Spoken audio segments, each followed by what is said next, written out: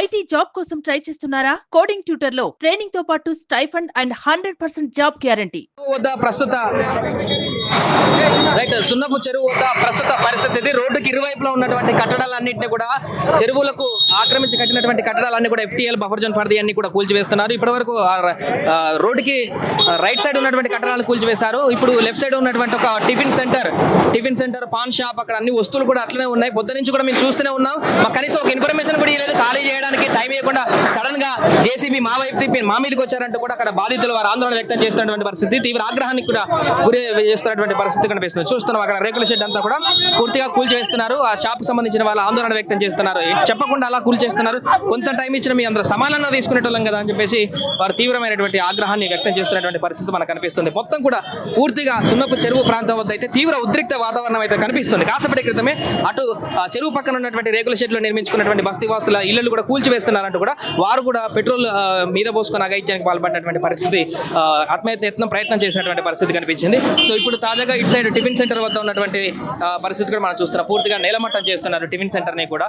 చాలా కాలం నుంచి ఉంటున్నాం. మేము మొన్ననే 10 లక్షలు పెట్టి అడ్వాన్స్ పెట్టి కొనుక్కున్నాం. యజమానికి మమ్మల్ని మా పొట్ట కొడితే ఏంటనేటువంటి పరిస్థితిని వాళ్ళు ఇక్కడ రేస్ చేస్తున్నారు. ముఖ్యంగా ఏదేమైనా కూడా సున్నపు చెరువు వద్ద, మాదాపూర్ వద్ద సున్నపు చెరువు వద్ద అయితే ప్రస్తుతం తీవ్ర ఉద్రిక్త వాతావరణం నెలకొంది. ఉదయం నుంచి కొనసాగుతున్నటువంటి కూల్చివేతల ప్రక్రియ క్రమక్రమంగా మరింత హీట్ నెలకొన్నటువంటి పరిస్థితి. మొదటగా ఒక్క బిల్డింగ్ తో మొదలైనటువంటి పెద్ద బిల్డింగ్ తో మొదలైనటువంటి కూల్చివేతలు క్రమంగా చుట్టుపక్కల ఉన్నటువంటి అన్ని రోడ్డుకి ఇరువైపులు ఉన్నటువంటి చిన్న చిన్న వ్యక్తుల భవనాలు, అదేవిధంగా షట్టర్లు, అదేవిధంగా గోదాములు, అన్ని హోటల్స్, ఏది కనిపిస్తుంది ఎప్పుడు హైడ్రాక్ సంబంధించినటువంటి JCB ఆ మిషనరీ ఎప్పుడు ఎవరి ఇంటి మీదకి వెళ్తుందో తెలియని పరిస్థితుల్లో ఇక్కడ కొనసాగుతుంది. ఒక మ్యాప్ తీసుకొని వచ్చి ఉదయం నుంచి కూడా ఒక్కొక్క ఇంటిని కూల్చివేత తీసుకుంటూ వస్తున్నటువంటి పరిస్థితి. ఇక్కడ యజమాని ఉన్నారా షాప్ సంబంధించిన యజమాని, వారితో మాట్లాడేటువంటి ప్రయత్నం చేద్దాం. వారు ఏమంటున్నారు అనే విషయానికి సంబంధించి.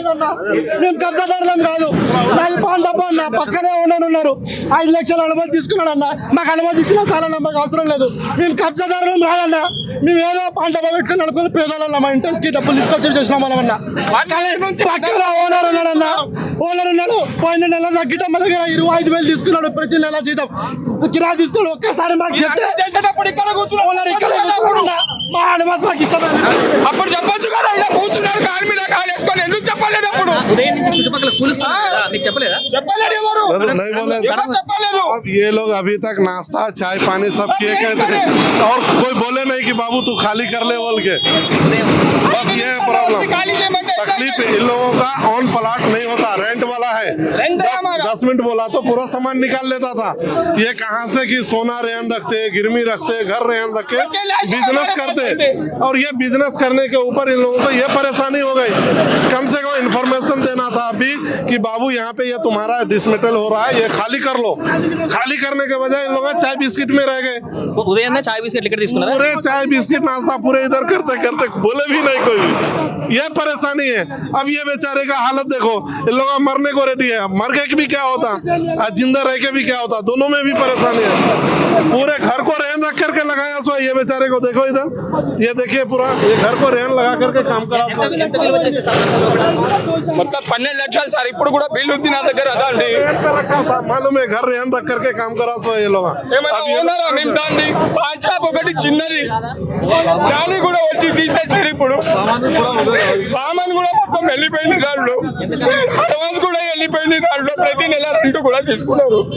8 లక్షల సామాన్ సార్ అది. దాంట్లో సిగరెట్ ఉన్నాయి, గ్లాస్ ఐటమ్ చేపించిన నేను. ఎంతకాలం నుంచి పెట్టినారు సార్? 11 మంత్స్ నుంచి ఉన్నాం సార్ ఇక్కడ. ఆ ఓనర్ అక్కడే ఉన్నారు. ఆ ఓనర్ అక్కడ కూర్చొని అప్పుడు షెడ్ వేసేటప్పుడు ఎందుకు చెప్పలేదు మాకు? ఎందుకు తీసుకున్నాడు మా దగ్గర అడ్వాన్స్? ఎవరు చెప్పలేదు సార్. సో ఇది ప్రస్తుతం సున్నపు చెరువు వద్ద ఉన్నటువంటి పరిస్థితి. వారు చెప్తుంది ఏంటంటే సడన్ గా వచ్చి కూల్చివేతల ప్రక్రియను కొనసాగించారు. ఇది వాళ్ళు చెప్తున్న హోటల్ కి సంబంధించినటువంటి పరిస్థితి.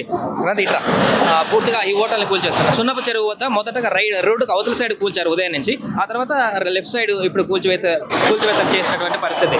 సో అంటే ఉదయం కూడా పోలీసులు ఇక్కడ కూల్చివేతలకు వచ్చినటువంటి పోలీసులందరూ కూడా, ఆ సెక్యూరిటీ వాళ్ళందరూ కూడా ఇదే హోటల్లో చాయ్ తాగారు, బిస్కెట్ తిన్నారు, చిఫ్టిన్ కూడా చేశారు.